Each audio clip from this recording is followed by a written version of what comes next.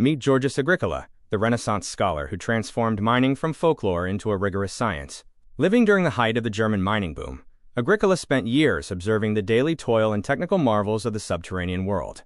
In 1556, his masterwork, De Re Metallica, was published posthumously. It was a groundbreaking encyclopedia of mining and metallurgy, filled with detailed woodcuts, like the one seen here, documenting everything from ventilation to water pumps. Because of his systematic study of Earth's treasures, we honor him today as the father of mineralogy. Before the scientific revolution, the underground was a secretive realm governed by alchemical myths and closed guilds. Georgius Agricola brought this dark world into the light by replacing superstition with empirical observation. He shifted the focus from folklore to physics, classifying minerals by their physical properties for the first time.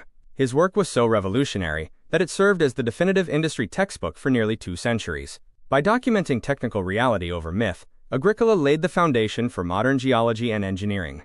The stage for this revolution was the Erzgebirge, or Ore Mountains, where a massive silver rush known as the Berggeschrei transformed the landscape.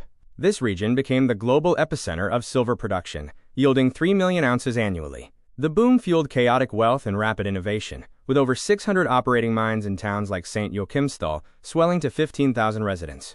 Remarkably, the local thaler minted here became the ancestor of the modern dollar.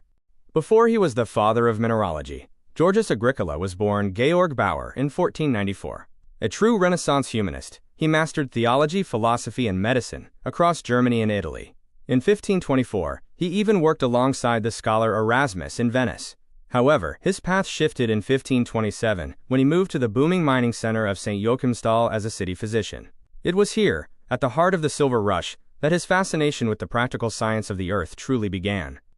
Agricola's transition from scholar to scientist was driven by his duties as the town physician of St. Joachimsthal. Starting in 1527, he investigated the ailments of the workers, recording the first clinical accounts of destruction of the lungs caused by dust inhalation.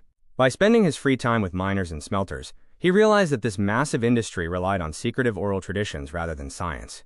In 1530, he resigned his medical post to build a systematic, scientific foundation for mining and metallurgy. Agricola's greatest contribution was his ruthless rejection of superstition. He dismissed the idea that metals formed from planetary alignments, or that demons caused mine disasters. He even debunked the use of divining rods to find ore. Instead, he championed empirical observation. He located veins by tracking outcroppings, float rocks, and changes in local vegetation.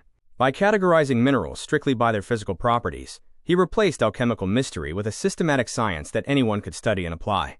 While De Re Metallica is his most famous work, Agricola's legacy was built on 3 foundational texts.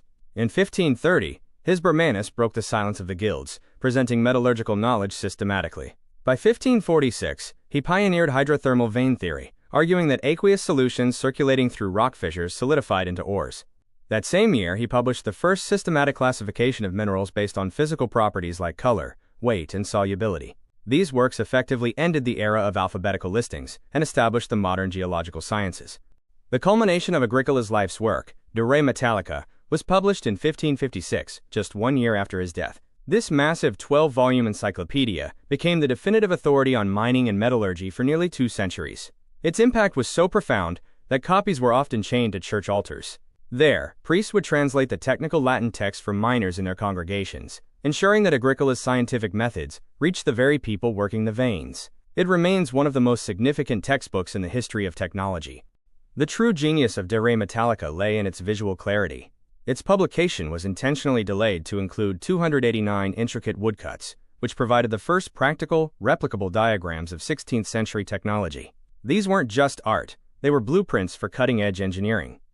From massive water wheels and piston force pumps to complex ventilation systems, Agricola documented the machinery that powered the era's industrial might. By providing these technical diagrams, he ensured that engineering knowledge could finally be shared, studied, and improved across the globe. To truly professionalize the industry, Agricola organized his knowledge into a logical progression across 12 books. Books I and II cover the miner's craft and the search for veins.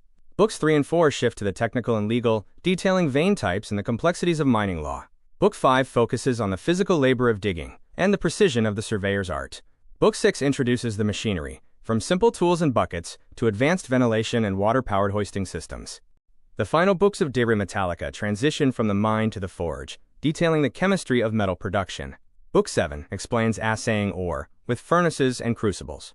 Books 8 and 9 cover beneficiation, crushing and washing ore, followed by smelting.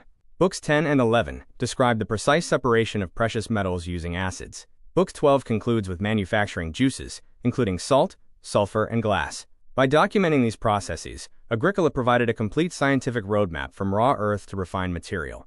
To ensure his work reached educated minds across Europe, Agricola wrote in Latin. But there was a problem. Classical Latin lacked the vocabulary for the complex machinery of 16th-century German mining. To solve this, Agricola was forced to invent hundreds of Latinized technical terms to describe these new inventions. While his unique vocabulary provided a precise bridge between medieval craftsmanship and modern engineering, it became so complex that it actually baffled early translators for centuries to come.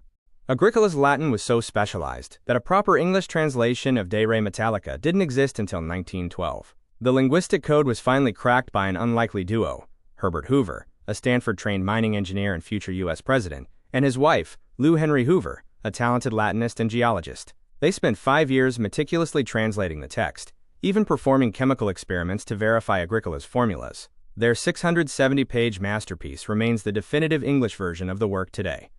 Georgius Agricola's true achievement was transforming a secretive, craft-based medieval trade into a systematic, documented science. By committing himself to empirical observation and the free sharing of information, he broke the centuries-old silence of the mining guilds. His work established the very foundation for modern geology and formalized the field of metallurgical engineering. Ultimately, by changing our fundamental understanding of the earth, Agricola paved the way for the Industrial Revolution. Before the Renaissance, mining was a world of mystery, where knowledge was guarded by elite guilds and shrouded in alchemical speculation. Origins of metals were often attributed to planetary influences or mystical exhalations, rather than geological forces. Everything changed between 1530 and 1556 with the Renaissance shift, led by Georgius Agricola. By prioritizing empirical observation over dogma, Agricola rejected alchemy in favor of direct field research in booming mining towns like St. Joachimsthal and Chemnitz. This era saw a technical explosion, including economic expansion.